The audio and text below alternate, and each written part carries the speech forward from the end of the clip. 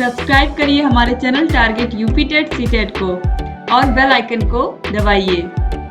Hello दोस्तों, मैं आनंद स्वागत करता हूं आप सभी का आपके अपने चैनल और app target UP TET CTET में। दोस्तों, हम पढ़ रहे हैं आपके डीएलएड थर्ड सेमेस्टर के गणित विषय को और इसमें जो आपका लास्ट चैप्टर है सर्कल, वह हम लोग पढ़ रहे थे। इससे पहले 2 क्लासेस मैंने सर्कल पे ले ली हैं, तो बेसिक्स हमने देख लिया था सर्कल का और सर्कल के जो प्रमेय हैं, थ्योरम्स हैं, उनको हमने देख लिया था। अब बस इसमें 2 चीजें आपको देखनी है, छेदक रेखा यानी कि सीकेंट और स्पर्श रेखा यानी कि टेंजेंट। ये दोनों आपको देखना है और इसके बाद इन पे आधारित प्रश्नों को हम देखेंगे, ठीक है। और यह आपका लास्ट क्लास है गणित विषय का। इसके बाद जो आपका पूरा सिलेबस है, पूरा पाठ्यक्रम है, वह कंप्लीट हो जाएगा, ठीक है। तो चलिए स्टार्ट करते हैं, देखते हैं छेदक रेखा सीकेंट क्या होता है। तो उस रेखा को जो वृत्त को अलग अलग बिंदुओं पर प्रतिच्छेदित करती है, वृत्त की छेदक रेखा कहते हैं। तो कोई भी रेखा जो वृत्त को 2 भागों में बांट के जाती है, वह क्या कहलाती है? छेदक रेखा कहलाती है। अब ए बी को हम लोग जीवा भी कहते हैं, ठीक है। और रेखा एल जो यह है, यह वृत्त को 2 बिंदुओं ए और बी पे काटती है, इसे वृत्त की छेदक रेखा कहते हैं, ठीक है। कोई भी रेखा होगी तो या तो वह वृत्त को टच ही नहीं करेगी, दूर से निकल जाएगी, या तो केवल एक पॉइंट पे टच करेगी, या फिर 2 जगहों पे काट के जाएगी। जो रेखा 2 जगहों पे काट के जाती है, उस रेखा को हम क्या कहते हैं? छेदक रेखा कहते हैं। यह 2 बिंदुओं पे सर्कल को कट करती है, तो उस रेखा को जो वृत्त को अलग अलग बिंदुओं पर प्रतिच्छेदित करती है, वृत्त की छेदक रेखा कहते हैं, ठीक। छेदक रेखा आप समझ गए। इसके बाद देखिए स्पर्श रेखा टेंजेंट एवं स्पर्श बिंदु पॉइंट ऑफ कांटेक्ट क्या होता है। तो एक ऐसी रेखा जो वृत्त को ठीक एक बिंदु पर प्रतिच्छेद अथवा स्पर्श करती हो, वृत्त की स्पर्श रेखा कहलाती है तथा इस बिंदु को स्पर्श बिंदु पॉइंट ऑफ कांटेक्ट कहते हैं। अब देखिए स्पर्श रेखा कैसी होती है सर्कल की। तो केवल एक बिंदु पे छू के जाने वाली जो रेखा होती है, यहाँ पे जैसे एल रेखा है, यह वृत्त को केवल पी पॉइंट पे छू के जा रही है, तो इसे क्या कहेंगे? वृत्त की स्पर्श रेखा कहेंगे। तो रेखा एल वृत्त को पी बिंदु पर स्पर्श करती है, इस बिंदु को स्पर्श बिंदु कहते हैं। तो यह जो पी पॉइंट है, इसको क्या कहेंगे? स्पर्श बिंदु पॉइंट ऑफ कांटेक्ट बोलेंगे, ठीक। अब इसके बाद देखिए एक बिंदु से वृत्त पर खींची गई स्पर्श रेखा की संख्या। तो कोई एक बिंदु है, उस बिंदु से मान लेते हैं कोई एक पॉइंट है और एक सर्कल है, तो उस पॉइंट से सर्कल पे कितनी स्पर्श रेखाएं खींची जा सकती हैं, यह पॉसिबिलिटी हम लोग देखने वाले हैं, ताकि आप लोग क्लियर हो जाए कि कोई बिंदु दिया हो, कोई वृत्त दिया हो, तो आप उस बिंदु से वृत्त पे स्पर्श रेखा खींच सकते हैं या नहीं, और खींच सकते हैं तो कितनी स्पर्श रेखाएं खींच सकते हैं। तो सबसे पहले कंडीशन है, मान लेते हैं एक वृत्त और एक पॉइंट है, तो ये पॉइंट कहाँ हो सकता है? मान लेते हैं यह वृत्त के अंदर है पहले केस में। तो यदि बिंदु P वृत्त के अंदर इंटीरियर में है, तब P से जाने वाली कोई भी रेखा वृत्त की स्पर्श रेखा नहीं होगी। अब देखिए इसको फिगर से आप समझिए। जैसे वृत्त है और पॉइंट P है, वृत्त है और पॉइंट P है, तो इस पॉइंट P से जाने वाली जो रेखाएं हैं, मान लेते हैं L1 है, L2 है, L3 है, कोई भी रेखा इस पॉइंट से आप खींचोगे जो इस पॉइंट P से होके जाती है, तो वह क्या करेगी? वह वृत्त को 2 जगह पे काटेगी। मतलब छेदक रेखाएं यहां से खींची जा सकती हैं, और कितनी भी छेदक रेखाएं खींची जा सकती हैं, असंख्य, ठीक है। लेकिन कोई भी स्पर्श रेखा नहीं खींची जा सकती। अगर बिंदु जो है वह सर्कल के अंदर है और इस बिंदु से होकर जाने वाली स्पर्श रेखा आपको खींचना है, तो कोई भी स्पर्श रेखा इस बिंदु से होके जाएगी। अगर रेखा इस बिंदु से होके जा रही है तो वह स्पर्श रेखा नहीं होगी, ठीक। अगर बिंदु वृत्त के अंदर है, तो यह पॉइंट आपको समझ में आया होगा। दूसरा पॉइंट है, यदि बिंदु P वृत्त के परिधि पर हो, तो P से जाने वाली केवल एक ही स्पर्श रेखा खींची जा सकती है। अब मान लेते हैं कि यह P पॉइंट वृत्त पे ही स्थित है, वृत्त पे ही स्थित है, तब ऐसी स्थिति में क्या होगा, ऐसी स्थिति में केवल एक ही स्पर्श रेखा हम खींच सकते हैं। ठीक है, तो यहाँ पे आप चित्र में देख पा रहे हैं एक वृत्त है जिसका केंद्र O है और इस पे एक जो पॉइंट है वह पॉइंट इसके कोई बिंदु है इसके परिधि पे स्थित है। तो इस बिंदु से होकर जाने वाली कितनी स्पर्श रेखाएं खींची जा सकती हैं? मात्र एक स्पर्श रेखा खींची जा सकती है।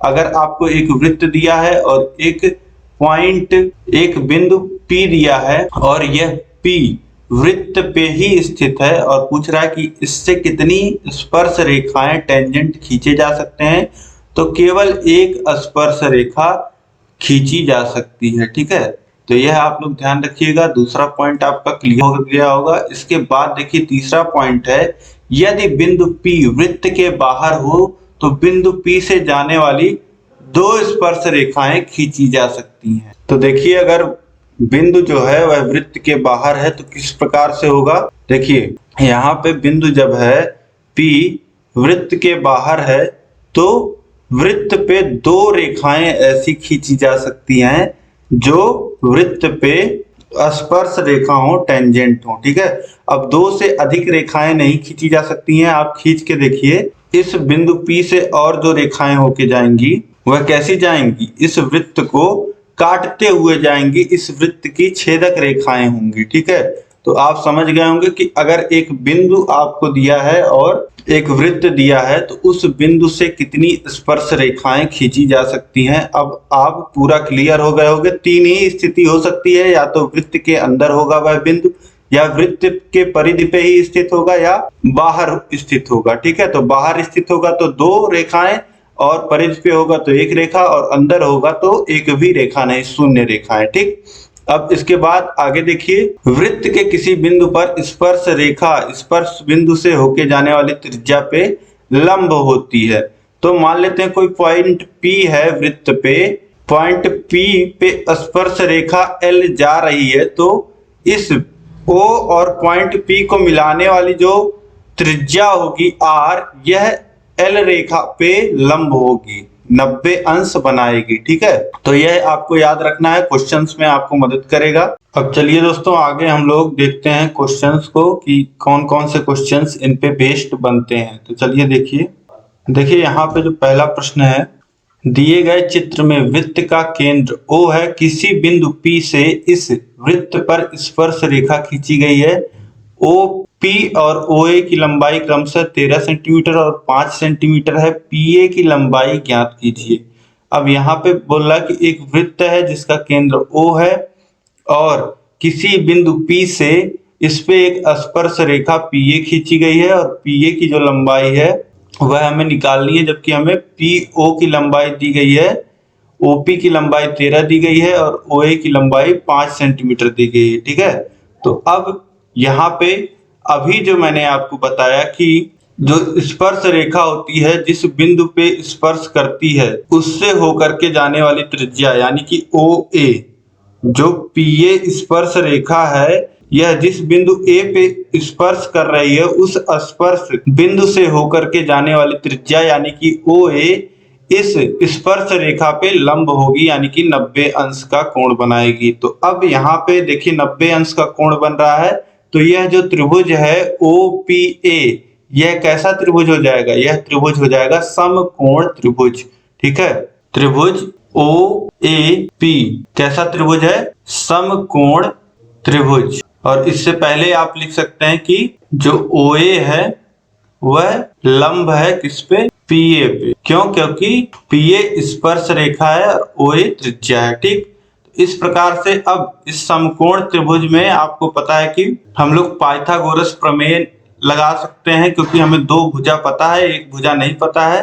तो यहाँ से पाइथागोरस प्रमेय से हम लोग लिख सकते हैं कर्ण का वर्ग, यानी कि OP। देखिए कर्ण है क्योंकि 90 अंश के सामने वाली भुजा है OP, तो यह कर्ण हो जाएगा यानी कि हाइपोटेनस, और इस कर्ण का वर्ग होगा किसके बराबर, इन दोनों भुजाओं के, बाकी दोनों भुजाओं के वर्ग के जोड़ के बराबर। तो यहाँ पे आप लिख सकते हैं कि OP का स्क्वायर बराबर हो जाएगा लंब, यानी कि PA के स्क्वायर और OA के स्क्वायर। PA का स्क्वायर और OA का स्क्वायर। ठीक, अब OP कितना है?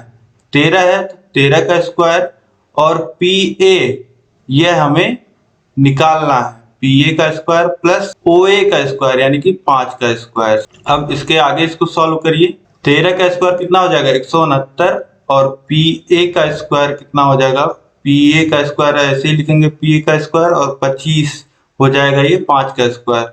अब PA का स्क्वायर कितना हो जाएगा? एक तरफ लाइए PA का स्क्वायर और 125, 25 उधर जाएगा, 169 में से घट जाएगा, तो यहाँ पे PA का स्क्वायर कितना बचेगा? 144, और PA बराबर कितना हो जाएगा? PA बराबर हो जाएगा 12 सेंटीमीटर। तो PA की जो वैल्यू यहाँ पे आ जाएगी, PA की लंबाई हमें यहाँ पे ज्ञात करना था, यह कितना आ जाएगा? 12 सेंटीमीटर आ जाएगा। ठीक, तो इस प्रकार से अभी इससे पहले जो आपने पढ़ा है कि जो भी स्पर्श रेखा होती है, जिस बिंदु पे स्पर्श करती है, उस बिंदु से होकर के जाने वाली त्रिज्या क्या होती है? उस स्पर्श रेखा पे लंब होती है। इसी की मदद से हमने इसको सॉल्व किया और पाइथागोरस प्रमेय लगाया। दो ही चीजें हमें यहाँ पे अप्लाई करनी पड़ी और यह क्वेश्चन बहुत ही आसानी से सॉल्व हो गया। तो इस प्रकार से और भी क्वेश्चंस अब चलिए आगे हम देखते हैं। देखिए अगला प्रश्न है, किसी वृत्त के केंद्र से 5 सेंटीमीटर की दूरी पे स्थित जीवा की लंबाई 24 सेमी है। उस जीवा की लंबाई ज्ञात कीजिए जो केंद्र से 12 सेमी की दूरी पे स्थित है। अब प्रश्न में क्या कह रहा है, यह आप चित्र के माध्यम से समझिए। प्रश्न में दोस्तों आपसे कह रहा है कि एक वृत्त है और इस वृत्त के केंद्र से अगर हम लोग 5 सेंटीमीटर की दूरी पे जाएं, 5 सेंटीमीटर की दूरी पे एक जीवा है। 5 सेंटीमीटर केंद्र O से 5 सेंटीमीटर की दूरी पे एक जीवा है जिसकी लंबाई कितनी है? 24 सेंटीमीटर है। ठीक, और इसी केंद्र से अगर हम लोग 12 सेंटीमीटर पे जो जीवा स्थित होगी उसकी लंबाई बताइए। तो इसी केंद्र से 12 सेंटीमीटर हम लोग इधर चल लेते हैं, तो मान लेते हैं कि ये जीवा हमको मिल गई 12 सेंटीमीटर दूरी। यह जीवा मान लेते हैं, यह जीवा जो थी यह AB थी और यह जो जीवा है CD, और यहाँ पे केंद्र है O। ठीक, अब इससे 5 सेंटीमीटर की दूरी पे जीवा है जिसकी लंबाई 24 सेंटीमीटर है। तो यहाँ पे पूछ रहा है कि केंद्र से 12 सेंटीमीटर दूरी पे जो जीवा होगी उसकी लंबाई आप बताइए। ठीक, तो यहाँ पे आपको एक चीज जानना बहुत जरूरी है कि अगर केंद्र से किसी जीवा की दूरी नापी जाती है तो वह लंबवत दूरी होती है। कोई भी दूरी नापी जाती है तो वह लंबवत दूरी होती है, यह आप लोग को पता है। और किसी भी जीवा पे केंद्र से डाला गया जो लंब होता है वह जीवा को 2 बराबर भागों में बांटता है, यह आपको समझना है। मतलब कि O और इस पॉइंट को मान लेते हैं O और ये P पॉइंट है। O से AB जीवा पे लंब डाला गया है जो P पॉइंट पे इसको काटता है। ठीक, अब यह जो लंब है यह A, यहाँ पे AP बराबर होगा PB के। ठीक, अब जब पूरा यह 24 है तो यह कितना होगा? आधा 12 और 12 इधर होगा। ठीक, AP की जो लंबाई होगी वह 12 होगी। ठीक, अब O और A को आप मिला दीजिए। O पॉइंट वृत्त के केंद्र को और A जो जीवा का सिरा है परिधि पे उसको आप मिला देंगे। तो अब देखिए केंद्र O से 5 सेंटीमीटर दूरी पे है ये है और 12 सेंटीमीटर AP है। तो आप अब देखिए त्रिभुज OAP में देखेंगे तो आप देखेंगे कि यह एक समकोण त्रिभुज है, क्योंकि OP जो है वह लंब है AB पे, तो यह एक समकोण त्रिभुज है। तो यहां से आप अगर OA की वैल्यू निकालना चाहें तो पाइथागोरस प्रमेय से आप लिख सकते हैं OA का स्क्वायर बराबर होगा OP का स्क्वायर प्लस AP के स्क्वायर के। ठीक, अब यहां से OA की वैल्यू हमें निकालना है, OA का स्क्वायर, OP कितना है? OP है 5 का स्क्वायर हो जाएगा और AP है 12, तो ये हो जाएगा 12 का स्क्वायर। OA इस तरीके से दोस्तों कितना आ जाएगा? OA आ जाएगा अंडर रूट 25 और 144 169, यानी कि OA की वैल्यू हो जाएगी 13। ठीक, OA आ जाएगा 13 सेंटीमीटर। अब OA यानी कि त्रिज्या आपको मिल गया 13 सेंटीमीटर। त्रिज्या जब आपको मिल गया 13 सेंटीमीटर तो O और C पॉइंट को भी आप मिला दीजिए। O और C पॉइंट भी क्या हो जाएगा, OC भी 13 सेंटीमीटर हो जाएगा और यहाँ से केंद्र से दूरी 12 सेंटीमीटर आपको पता ही है। मान लेते हैं ये पॉइंट Q है, जहाँ पे यह OQ जो है वह लंब है CD पे। इसी तरीके से यह भी समकोण त्रिभुज हो जाएगा, त्रिभुज OQC। यह एक त्रिभुज हो जाएगा OQC, इसमें समकोण त्रिभुज हो जाएगा यह। तो यह दूरी आप निकाल सकते हैं। यह दूरी कितना आ जाएगा, ये 13 है, ये 12 है, तो ये भी 5 आएगा। ये दूरी जो CQ है, CQ दूरी पाइथागोरस प्रमेय जब आप लगाएंगे तो 5 आएगा, और CQ 5 है तो QD भी 5 होगा, QD भी 5 होगा। और CD कितना है, CD है CQ धन QD, यानी कि 5 धन 5 10 सेंटीमीटर। तो CD की जो लंबाई आ जाएगी, जीवा की जो लंबाई आ जाएगी, वह कितना आ जाएगा, 10 सेंटीमीटर। यही आपसे पूछ रहा था, उस जीवा की लंबाई बताइए जो केंद्र से 12 सेंटीमीटर पे स्थित हो, तो वह उसकी लंबाई कितनी आ जाएगी, 10 सेंटीमीटर। तो इस प्रकार से आप बहुत ही आसानी से निकाल सकते हैं। ठीक, अब इसके बाद अगला प्रश्न हम देखेंगे। इसके बाद देखिए दोस्तों, अगला क्वेश्चन है, संलग्न चित्र में O केंद्र वाला एक वृत्त है, स्पर्श रेखा PQ वृत्त को P बिंदु पर स्पर्श करती है और वृत्त की त्रिज्या की लंबाई ज्ञात कीजिए। अब यहाँ पे आपको देखिए एक वृत्त दिया गया है, वृत्त में क्या है, PQ जो है वह स्पर्श रेखा है और वृत्त को P बिंदु पे स्पर्श कर रही है। ठीक, और फिर पूछ रहा है कि वृत्त की त्रिज्या की लंबाई। तो सीधे सीधे यहाँ पे बस आपको चीजें पता ही है कि OP क्या होगा, यह लंब होगा, PQ जो स्पर्श रेखा है यह हो जाएगी आपकी त्रिभुज OPQ जो हो जाएगा यह समकोण त्रिभुज हो जाएगा। समकोण त्रिभुज जब यह हुआ तो इसमें आप क्या लगा सकते हो, पाइथागोरस प्रमेय। और पाइथागोरस प्रमेय जब आप लगा दोगे तो यहाँ से ये देखिए 4 है, यह भुजा, यह है 5, तो 25 माइनस 16 यानी कि 9। तो ये भुजा जो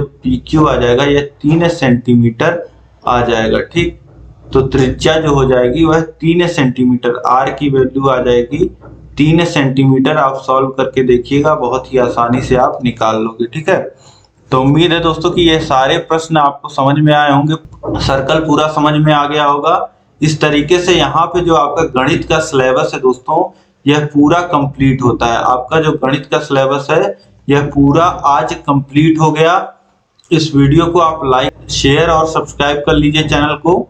कम से कम 5 आपके जो घनिष्ठ मित्र हैं उनको आप शेयर करिएगा इस वीडियो को, और चैनल को सब्सक्राइब जरूर कर लीजिएगा। और साथ ही बेल आइकन होगा बगल में, उस पर ऑल सेलेक्ट कर लीजिएगा। ठीक, बहुत ही अच्छी बात है दोस्तों कि आपने पूरा सिलेबस कंप्लीट कर लिया है यहाँ पे। और इस तरीके से जब आपने पूरी क्लासेस पढ़ी होंगी तो आपको सारे कॉन्सेप्ट आपके क्लियर हुए होंगे और सारी चीजें आपको समझ में आई होंगी, उम्मीद करता हूं। तो आप लोग जो 3rd सेमेस्टर का गणित विषय है, अगर जिसने पूरी क्लासेस अटेंड की हैं मेरे साथ, आप लोग जरूर कमेंट करके बताइएगा कि पूरा सिलेबस जो आपने पढ़ा मेरे द्वारा वह आपको कैसा लगा पढ़ करके। और जहां कहीं भी अगर कोई डाउट हो तो आप मुझे बताइएगा, ताकि जो आने वाले क्वेश्चंस मैं कराऊंगा उसमें आपको सारी चीजें मैं सॉल्व करूं। और सारी चीजें जो भी दिक्कतें हैं, जो भी आपका एक्सपीरियंस है, वह आप मुझे जरूर कमेंट करके बताइएगा। और आप सभी वीडियोस के जो सीरीज की वीडियोस हैं, जो प्रीवियस ईयर क्वेश्चन पेपर हैं, सारे मैंने सॉल्व करा दिए हैं। आपको जो गणित का प्लेलिस्ट है उसका लिंक नीचे डिस्क्रिप्शन बॉक्स में मिल जाएगा, वहां से जाकर के आप गणित के सभी वीडियोस को देख सकते हैं 3rd सेमेस्टर के। और इसके बाद 4th सेमेस्टर के भी आप देख पाओगे, 4th सेमेस्टर के भी सारे क्लासेस मैंने ले ली हैं। ठीक है, तो उम्मीद है दोस्तों कि आपको यह क्लास अच्छी लगी होगी। आप इसको अधिक से अधिक शेयर करिए और प्लेलिस्ट को पूरा शेयर कर दीजिएगा, ताकि सभी लोग इसी तरीके से अच्छे से पढ़ पाएं। और इसी तरीके से 3rd सेमेस्टर की बेहतरीन तैयारी अगर आपको करनी है तो ये सारे नोट्स आपको हमारे ऐप पर मिल जाएंगे। जितना भी नोट्स बन रहा है, हर एक चैप्टर का चैप्टर वाइज टेस्ट आपको मिल जाएगा और मास्टर क्लासेस आपको मिल जाएंगी। जो एक क्लास में पूरा हम लोग सब्जेक्ट पढ़ा देते हैं, मास्टर क्लासेस आपको मिल जाएंगी। और सीरीज की वीडियोस आपको मिल जाएंगी, सीरीज का पीडीएफ मिल जाएगा, 2-2 सीरीज का आपको पीडीएफ मिल रहा है। और पीडीएफ के सारे वीडियोस और इम्पोर्टेंट वीडियोस जितने हैं आपको सभी ऐप पे देखने को मिल जाएंगे। तो ऐप को अगर आपने अभी तक डाउनलोड नहीं किया तो नीचे डिस्क्रिप्शन बॉक्स में आपको लिंक मिल जाएगा, वहां से डाउनलोड कर लीजिए या फिर प्ले स्टोर पे सीधे जाकर के टारगेट यूपीटेट सीटेट सर्च कर लीजिए। ऐप को डाउनलोड करने के बाद आप वहां रजिस्टर कर लीजिएगा। रजिस्टर करने के बाद आपको 3rd सेमेस्टर का कोर्स देखने को मिल जाएगा, उसमें आप एनरोल कर लोगे तो सारी सुविधाएं आपको मिल पाएंगी। अब दोस्तों उम्मीद है कि आपने जितना भी मैथ मुझसे पढ़ा वह आप लोग को समझ में आया होगा, अच्छा लगा होगा। अब इस वीडियो में दोस्तों अंत तक बने रहने के लिए आप सभी लोग का बहुत बहुत धन्यवाद। जय हिंद।